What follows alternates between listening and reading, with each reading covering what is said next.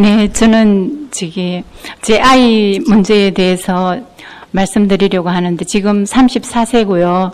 직장 생활에서 대인 관계를 굉장히 힘들어 해가지고 제가 질문 드리려고 합니다. 직장에서 모두 다 자기를 왕따 시킨다고 그러고 자기가 나는 가장 찐따야. 내가 왜 이렇게 되었는지 모르겠다고 항상 그렇게 얘기하고 너무 힘들어해서 상담 선생님을 찾아가게 되었는데 부정적인 지수가 90%까지 나오기 때문에 약도 먹어가면서 상담을 해야 되지 않나 이 정도라고 그러고요. 그리고 제가 그렇게 되기까지는 제가 많이 일조를 했는데요. 영유아기 때는 부모의 사랑을 받았기 때문에 어느 정도는 괜찮다고 하더라고요. 그런데 영유아기 이후에 부모의 사랑이 너무 특히 엄마의 사랑이 결핍되어 있고 아버지의 소심함이 자녀한테 전달되어 있고 그래서 이제 그렇게 됐는데 제가 어떻게 키웠느냐 하면 애를 항상 억압하고 강요하고 훈계하고 음하게 그렇게 키웠습니다. 그러니까 한마디 말도 못하게 그렇게 만든 경우인데요. 지금 신앙 안에서 그때 시점으로 되돌아가서 제가 회개하고 그렇게 하고 있지만 이 부정적인 성향이 정말 완전히 치유될 수 있을지 그리고 저는 이렇게 생각하거든. 지금도 직장에 좋은 데를 다니고 있는데 또 옮기려고 하고 항상 그렇게 해요. 그렇게 하기 때문에 여기에서 저는 치유가 다 되지 않으면은 어떤 직장에서도 성공할 수 없다는 생각이 들고 또 여기에서 치유되지 않으면은 결혼해서도 성공하기 힘들다는 생각이 들고 그런데 그런 말을 할 수가 없어요. 애한테 할 수는 없고 지금 너 애쓰고 있다, 수고한다, 잘한다. 고맙다, 엄마한테 말해줘서 고맙다 이렇게만 하고 있는 상황이거든요. 그래서 좀 좋은 말씀 듣고 싶습니다. 그 영유아기는 사랑 충분히 받았다고 하셨는데 한 5살 때까지는 아주 그 따뜻한 엄마의 사랑을 무조건적인 사랑을 받았다고 생각하세요? 아니 전혀 그렇지 않습니다. 동생이 또 태어나서 20개월 이후에 동생이 태어났고 또 그 이후에 제가 제 여동생의 아이를 키워줬거든요. 2년 정도? 그때 아마 가장 결핍을 느끼지 않았나. 그때부터. 결핍이 된다는 거는 아셨지만 생활에서 너무 힘드시니까 사랑이 그렇게 아이에게 다 전달되지 못했던 것 같다. 이렇게 생각하세요? 저는 그렇지 않습니다. 제가 그때는 너무 무식하고 제 뜻만 너무 가득하고 신앙심도 없었고 너무 잘난 줄 알고 교만하게 살았었기 때문에 전혀 애들을 사랑으로 키운다는 것을 인식하지 못했었습니다. 그럼 3명을 키우셨네요? 한 3명 키운 지는 한 2년 정도 이제 동생 애를 봐준 그런 시간이 있었고요. 그 이후로는 2명만 키웠는데, 큰 딸이고? 네, 큰 딸입니다. 밑에는? 아들인데, 얼마 전에 장가를 가고 나서, 그 딸이 너무 진짜 그 결핍 때문에 괴로워하더라고요. 동생한테도 의지를 했나 봐요. 동생도 이제 떠나가고. 네. 동생은 괜찮아요? 정서적으로? 동생은 네, 아주 사회성이 좋고 신앙생활도 너무 열심히 하고 아내도 신앙생활을 열심히 하는 사람하고 성공적으로 지금. 그럼 엄마는 하나의 엄마인데 네. 둘째 아들은 그래도 건강하게 잘 지냈고 첫째 딸은 조금 심리적으로 결핍이 심해서 조금 대인관계 문제가 있다면 물론 내가 좀 엄격하게 키우고 했다 하지만 딸도 좀 심리적으로 좀 약해서 그게 어떻게 상호작용 하다 보니까 이렇게 안 좋은 결과가 이루어졌구나라는 생각을 하시고 그래도 다행히 아들은 자기가 조금 건강한 애니까 엄마가 조금 이렇게 좀 그 사랑을 충분히 못 줘도 알아서 좀 잘 컸다 이런 생각은 하세요? 아니면 그거가 아니라 엄마가 지금까지 이렇게 삶을 좀 돌아보면 정말 나 때문에 다 힘들게 고생하고 있다 이런 생각이 드세요? 제 아들도 굉장히 여성 편력이나 이런 부분에 대해서 여성에 대한 그런 게 종합심리검사에서 굉장히 안 좋게 나와가지고 그 부분에 대해서 상담을 좀 하고 제가 아들한테 굉장히 많이 사과하고 회개하고 정말 부족했던 엄마를 용서해달라고 오랜 시간 한 6개월 이상 그렇게 매일 그렇게 하고 나서 풀려지고 좋아지고 네. 그렇게 해서 괜찮아졌습니다. 네. 그러니까 제가 물어봤던 거는 간혹 이제 이런 이야기를 들으시는 분들은 그걸 물론 부모님들이 부족한 것이 있죠. 젊어서 아이들을 기르다 보니까 어떻게 기를지를 몰라서 지금 정도 되시면 잘 기르실 수 있잖아요. 그렇죠?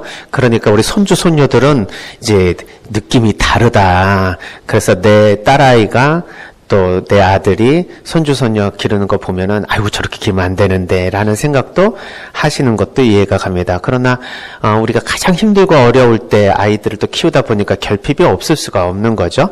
근데 그렇다 하더라도 봐라 우리 아이들 중에서 한 3명 중에서 2명은 잘 컸는데 너 혼자 좀 성격이 유별나가지고 사실 그걸 잘못 받아들여서 이렇게 가정환경 탓만 하고 있는 거지 사실 너가 문제 아니냐라는 말씀들도 하실 수 있다. 그렇죠. 그렇게 볼 수도 있지만 사실 이제 엄밀히 말하면 영향은 그 누구한테 편애를 주었던 안 주었던 간에 우리가 긍정적인 것은 잘 느껴지지 않지만 부정적인 것은 쉽게 느껴지잖아요. 그러니까 부모로부터 오는 좀 부정성은 아이들의 가슴에 좀 오래 남는 경향이 있다. 그래서 오래오래 좀 간직하게 되니까 좀 부모님들이 좀 억울한 면도 없지 않아 있습니다. 항상 그런 것도 아니고 뭐 몇 번 상처 좀 주고 그랬는데 이게 죽을 때까지 간다 그러면 얼마나 억울하시겠어요. 그래서 이제 어머니가 나중에 좀 정신 차리고 보니까 아우 내가 애들한테 너무 엄하게 키웠구나. 내가 애들한테 너무 훈육한다는 명목하에 엄격하게 키우느라고 아이들이 따뜻한 사랑이 부족해서 이렇게 관계가 힘들구나. 특히 또 남자는 어머니에 대한 사랑이 그리워서 여성에 대한 편력이 좀 심해졌다. 뭐 이런 걸로도 해석이 되니까. 그래서 어머니가 아들에게 그렇게까지 막 미안하다. 엄마를 이해해다오. 엄마가 일부러 그랬겠느냐. 너가 그래도 그렇게 잘 커준 거 너무 고맙다 하면서 어떻게든지 그 마음을 위로해 주셨는데 딸한테는 그렇게 했는데도 불구하고 딸이 안 되신 것 같아요. 그럼 아니면 안 하셨던가 어때요? 그렇게 계속해도 또다시 재발하고 또다시 돌아가고 그렇게 되더라고요. 그러니까 이거를 따님도 어머니가 할 수 있는 만큼 내가 지난날의 과오에 대해서 용서를 청하고 딸에게 용기를 더 주고 이제는 더 사랑하겠다라고 했지만 이미 발달 과정에서 결핍이 온 것이 이후에 이제 그것을 받는다 하더라도 소용이 없는 듯한 느낌이 드시니까 얼마나 절망적이시겠어요. 네, 좀 지금도 계속해서 매일 들어주면서 엄마한테 이야기해줘서 고맙다. 정말 미안하다. 정말 사랑한다. 그때로 돌아가서 또 미안하다고 말한다. 네. 간단하게 결론부터 얘기하면요. 딸의 치유가 가능하니까 우리가 이런 작업들을 하는 거예요. 감사합니다. 예. 그게 예전에 예를 들면은 우리 교회가 심리학에 대해서 굉장히 부정적인 관점과 입장을 가진 때가 있고 지금도 계속 그런 분위기가 있기는 합니다.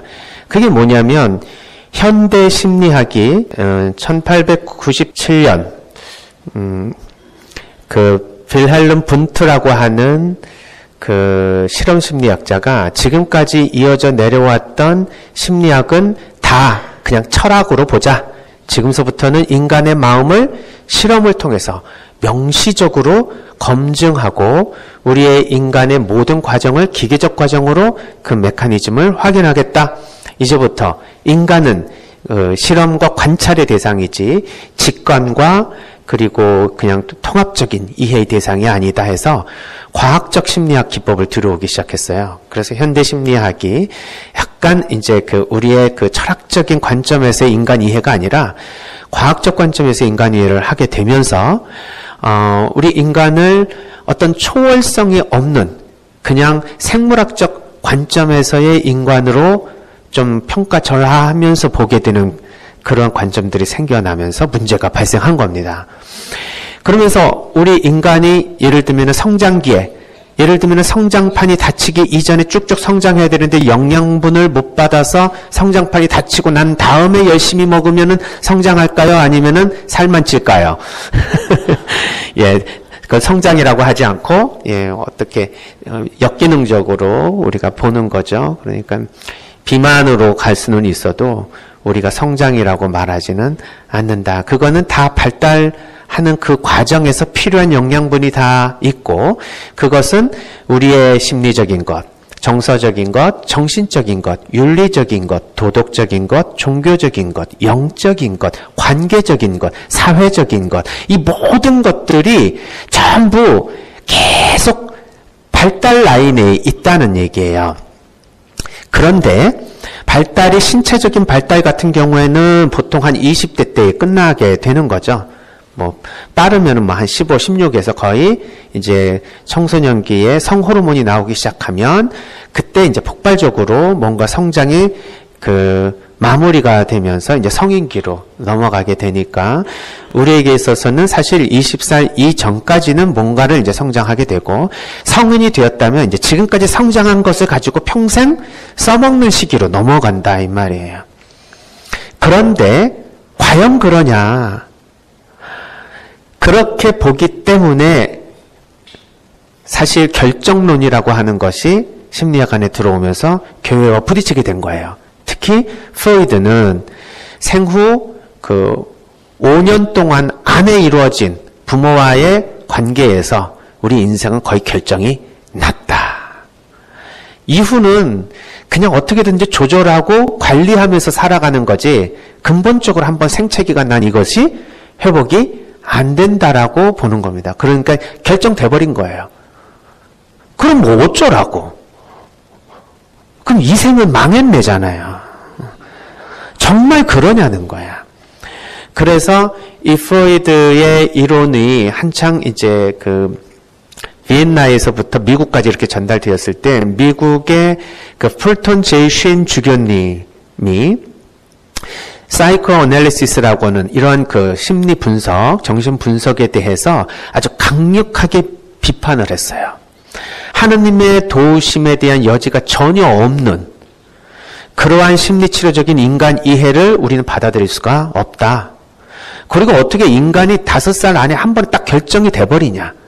그렇다면 그걸로 평생을 산다는 것은 이거는 잘못된 인간관이다. 게다가 인간을 구성하고 또 인간이 뭔가를 하려고 하는 그 동기와 욕구의 근원이 성적 베이스를 가지고 있다? 그 일부가 그럴 수 있지만 그거로 인간을 일반화하는 것은 잘못된 인간관이다. 이렇게 이제 굉장히 비판을 하기 시작합니다.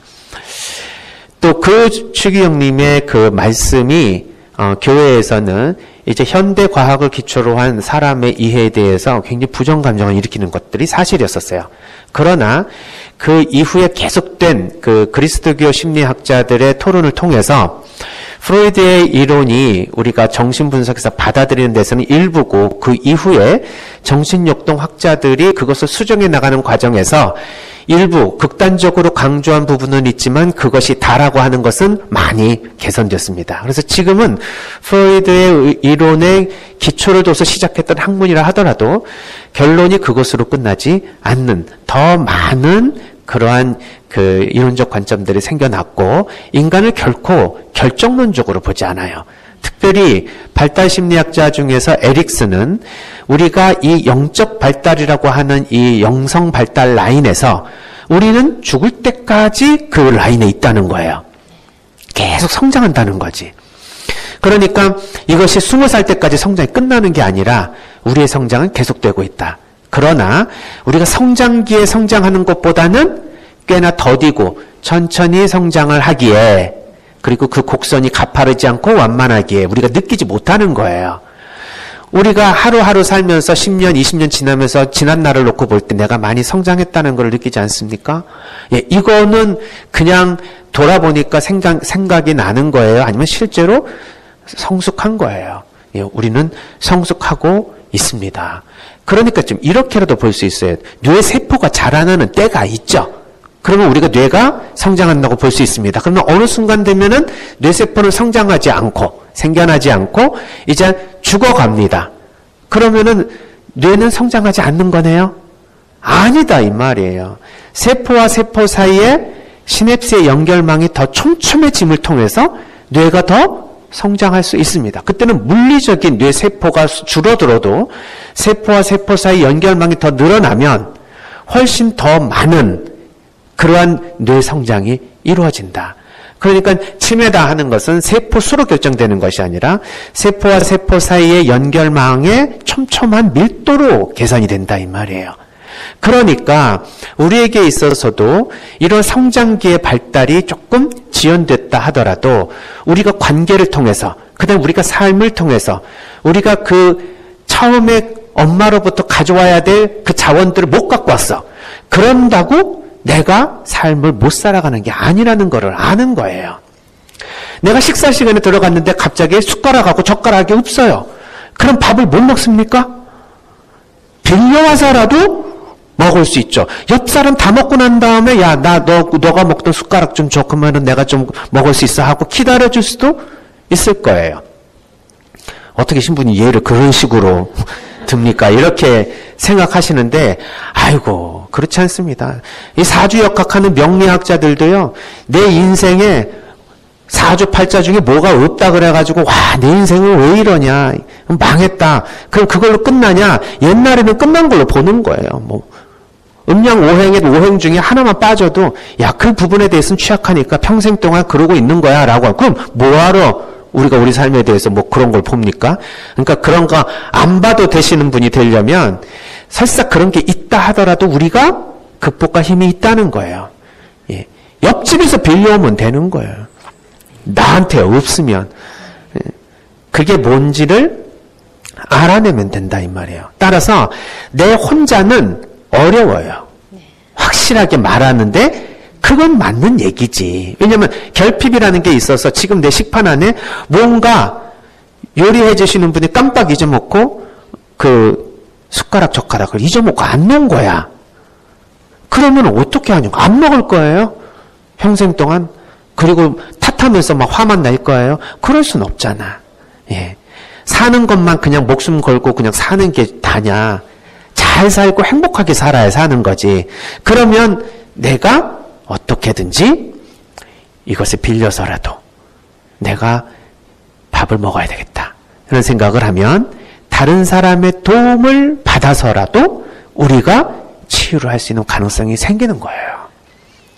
그래서 특별히 이제 성장기 때는 부모 요인이 강화됐지만 20살이 넘어가면서 이제 사회인이 되어서 우리가 도움이 필요하다면 이제 부모 역할이 끝났으니까 이제는 끝났다가 아니라 주변 사람들의 도움으로 이제는 엄마, 아버지가 지금까지 키워줬지만 그 키워준 그리고 양육해준 것에 대한 조금의 결핍이 있다면 다시 다른 사람들의 도움을 통해서 그걸 메꿀 수가 있습니다.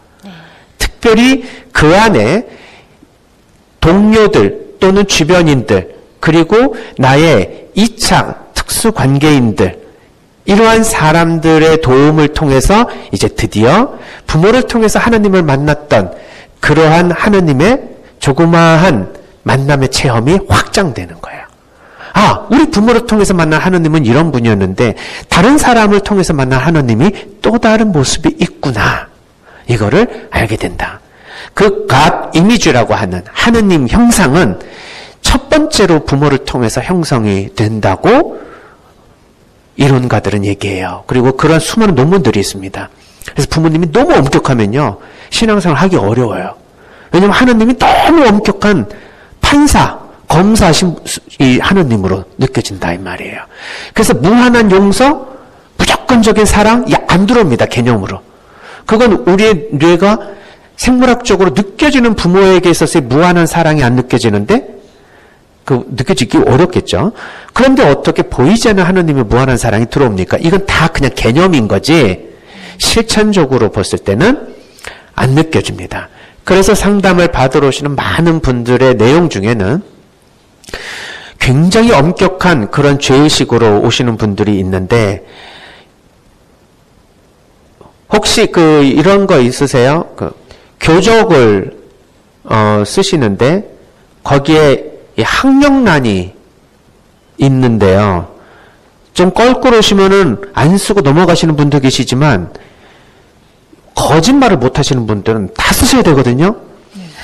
근데 거기에 국졸인데 쓸까 말까 고민하면서 죄의식이 들어요.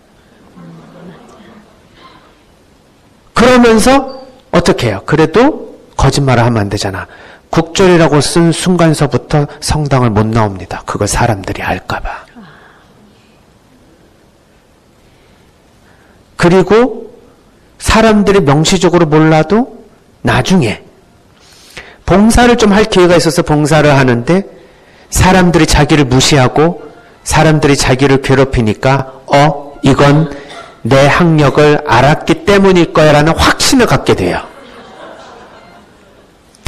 왜? 어저께까지만 또 친절했던 사람이 갑자기 오늘 180도 달라져서 나를 대하는 눈초리가 틀려요. 이걸 뭘로 설명해야 되겠어요? 사람이 어떻게 하루아침에 바뀌어? 이건 뭔가 나에 대해서 뭔가 숨기는 것을 알았다. 그렇다고 대놓고 물어보지도 못하고 그래서 그걸로 고해성사를 아무리 이 신부님 저 신부님 찾아가서 봐봐도 그래도 양심이 남아있는 거예요. 뭘로 남아있냐면 그때 그것을 고민하면서 썼던 그 죄의식을 아직도 고해성사를 통해서도 해결이 안 되는 겁니다. 자, 이렇게 이 양심의 깨끗함이 지나칠 정도로 깨끗함을 추구하다 보니까 정신적으로 건강하지 않은 상태로 넘어가 버리면 이거를 우리는 심경증적 죄의식이라고 해요. 근데 이건 실제적 죄의식과 구별해야 됩니다. 그리고 식별해야 돼요. 그 영적 지도에서 굉장히 중요한 부분 중에 하나죠. 근데 내가 가지고 있는 죄의식이 실제적이 아니라 신경증적이라고 말하겠어요? 합리화할 가능성이 되게 높잖아요. 실제적인 죄의식인데 이렇게 생각하는 거는 이거는 정신적으로 건강하지 않은 사람이 생각하는 거야. 이 정도는 사람들 다 거짓말고 살지 뭐. 이렇게 생각하시는 그런 분들이 나는 그건 죄가 아니야 라고 생각을 한다면 이건 합리화잖아. 그러니까 영적 지도가 필요하다 이 말이죠. 네. 그렇게까지 간 이후에는 부모님과의 상호작용이 있었던 거예요. 그러니까 부모님에 의해서 하느님을 개념화하게 되는 거죠. 따라서 이러한 그 결핍들이 우리가 부모님에게 있다 하더라도 이제 이후로 확장됐을 때 조금 다른 주변 사람들과의 관계를 통해서 회복이 될 수 있는 가능성은 분명히 존재하고 내가 부모를 통해서 본 하느님이 다가 아니었구나. 이 사람들을 통해서 본 부모님이 어떤 사랑은 어떻게 보면 정말 이웃 형제나 부모보다도 더 사랑이 깊고 나를 이해해주는 사람도 있구나라는 체험도 하게 되고 내가 생각했던 하느님이 때로는 좀 편협한 하느님 개념으로 내가 생각했구나라는 생각도 하게 된다. 그런데 그러려면 그런 좋은 이웃을 만나야죠. 근데 그런 좋은 이웃을 만나는 환경이 안 된다. 왜? 직장으로 곧바로 들어가서 직장의 동료들이 그런 환경을 제공하느냐? 아니에요. 서슬퍼런 경쟁사회에 뛰어들어가서 틈만 있으면은 자기를 치고 자기를 이기고 자기를 밟고 올라갈 경쟁자들만 있지 나를 도와주고 어떻게 보면 함께 가고 도와줄 수 있는 사람만이 있겠나 하는 거예요. 그러니까 직장을 좀 바꾸려고 하겠죠. 그런 식으로 직장을 바꿔봐야 여기 있던 애가 모습만 바꿔가지고 그쪽에 또 가 있는 거예요. 어디를 가도 그런 포식자들이 있다. 날 잡아먹으려고 하는 사람, 나를 안 좋게 보는 사람. 그러니 어디를 도망간다고 내가 안주할 곳이 없다. 그렇다면 내가 이 안에서 뭔가를 내가 해결해야 되는데 그러려면 어떻게 되는가? 그럼 주변에 좋은 사람이 있어야 되겠죠? 그게 아니라 주변에 좋은 사람이 있을 수 있도록 관계를 만들어내는 능력이 필요하다 이 말이에요. 근데 그것을 알아내려면 심리치료를 받아야 되지만 심리치료를 받는 상황에서 무슨 부정지표가 되게 높으니 이건 약물치료까지 겸해야 되는 되게 안 좋은 경우다라는 얘기를 들으신 거잖아요. 그 부정지표가 뭔지는 저도 잘 모르겠어요. 어머니가 알았었으면 구체적으로 말씀을 하셨겠지. 그렇지만 그게 아마 불안에 가까운 얘기일 거예요. 그래요? 네, 불안입니다. 네. 그것이 마음으로는 절대 안 되니까 일단은 약의 도움을 받고 좀 가라앉는 다음에 네, 심리적인 안정을 조금 더 그리고 변화를 위해서 뭔가 노력할 수 있는 심리적인 접근을 해준다라는 얘기잖아요. 네, 그렇습니다. 네. 그래서 그거는 일리가 있는 얘기지만 그런 약물과 심리치료의 병합 괜찮아요. 그걸 너무 힘들게 생각하지 마세요. 그 도움을 받으면서 결국은 자기가 나쁜 사람을 피해서 살아야 되는 게 아니라 아무리 자기에게 나쁜 사람이었다 하더라도 내가 어떤 방식으로 사람과의 관계를 걸면 그 사람도 나를 도와줄 수 있는 사람이 되는지, 즉 사람 마음 안에 선을 일으킬 수 있는 방식이 무엇인지, 사람은 나쁘지도 않고 선하지도 않다고 봐야죠. 근데 어떻게 행동하면 나쁜 모습이 나오고 어떻게 행동하면 좋은 모습이 나오는 거예요. 그럼 좋은 모습이 나오는 스위치만 켜주면 되잖아. 사람을 만나면 그 사람의 선 스위치를 눌러주는 거예요.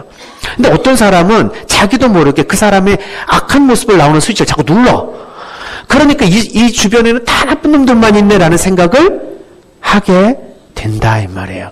그래서 그거를 우리가 알 수만 있으면 이제 관계가 조금 회복되면서 내 안에서 조금씩 내 성장을 이룰 수 있는데 더디겠죠? 그렇지만 계속 성장을 하게 됩니다. 이때는 성장을 하는데 목표를 두면 안 돼요. 어제보다 내가 오늘 조금 더 낫다. 오늘보다는 내일 조금 더 나을 것이다 라고 하는 과정에서 내가 의미를 둬야 됩니다. 자꾸 멀쩡하게 어떤 사람을 만나더라도 원수도 자기 편으로 만들 수 있는 그런 대인관계 막 이런 목표를 두는 게 아니라 오늘 하루 마음 편안하게 그래도 부정 한 9였으면 긍정 하나를 그래도 완벽하게 내 마음 안에서 느끼고 체험하면서 정말 내 삶을 우울하게 또는 더 나쁘게 끌어가지 않도록 버텨주는 것에서부터 시작한다.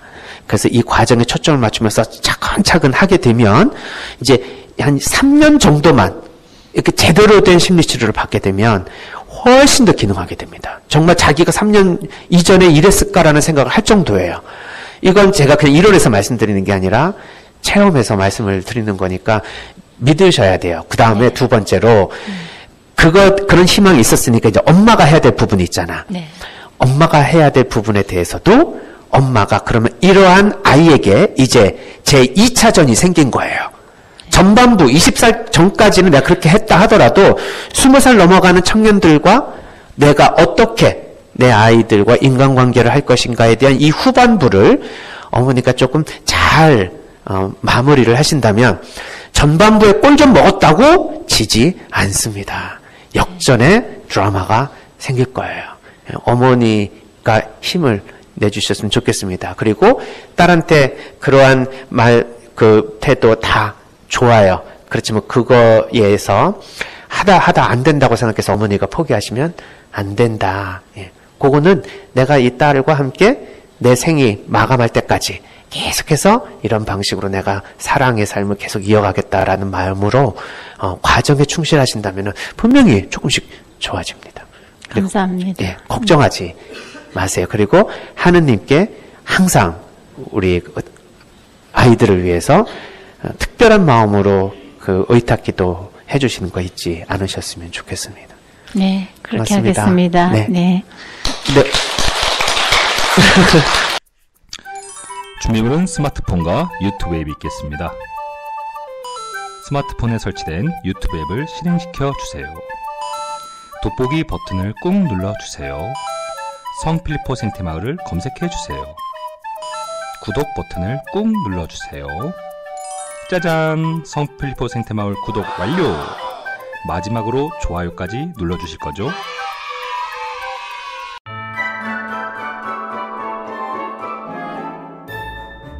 네, 이제 우리들이 콩을 삶아갖고 이렇게 청국장을 황토방에 띄웁니다. 황토방. 이렇게 우리 황토방에서 이 집은 지난번에도 말씀드렸지만은 유기농으로 우렁공법으로 하는 6만지기를 우리가 집을 사갖고 와서 이 띄울 때 이 청국장 안에 이렇게 합니다. 사실은 청국장을 제대로 띄우는 거는 이렇게 구수한 냄새가 나야지, 뭐 썩는 냄새가 나면은 썩은 거예요. 그게 부패취, 부패균이라고 그럽니다. 그래서 자, 여기 한번 봐봐. 이 진이 이렇게 싹 일어나야지. 이쪽으로 와서 해봐. 진이 싹 일어나면은 청국장이 잘 뜬 겁니다. 이렇게 실같이 좀 밀어봐 한번. 지금 실같이 이렇게 나오는데, 자, 잠깐만. 이렇게 진이 이렇게 실같이 지금 보이시죠? 실같이 이렇게 나와야만이 이 청국장이 아주 잘 뜬 겁니다. 정말 냄새가 아주 좋습니다. 이 진 하얀 게 다 진입니다. 이거 바실러스 균이라는 것입니다.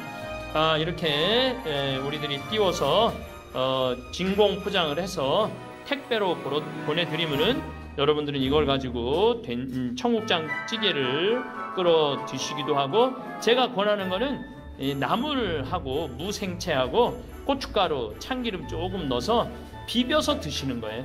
진공 포장 과정을 보여드리도록 하겠습니다. 자, 이렇게 일렬로 세워서 5개씩 넣고, 진공 포장으로 하면은 아주 공기도 안 들어가고 깨끗한 청국장 가루 찌개를 드실 수 있습니다. 네. 시간이 꽤 걸리네. 네. 30초. 바람을 다 빼고 그다음에 진공 포장으로 이렇게 제품이 나오는 겁니다. 이제 생태마을에 전화를 하시면은 17개? 18개인가? 17개를 해서 주문을 하시면은 저희들이 택배비를 받지 않고 이렇게 포장을 해서 집으로 보내드립니다. 옛날 어머니 생각 많이 나시는 분들 이 청국장 주문하셔서 집에서 저녁에 냄새는 밖으로 안 나가니까 집에서 끓여 드셔도 아파트에서 하시는 분들도 아마 괜찮으실 겁니다. 제가 직접 집어서 먹어보니까 제가 먹어보겠습니다.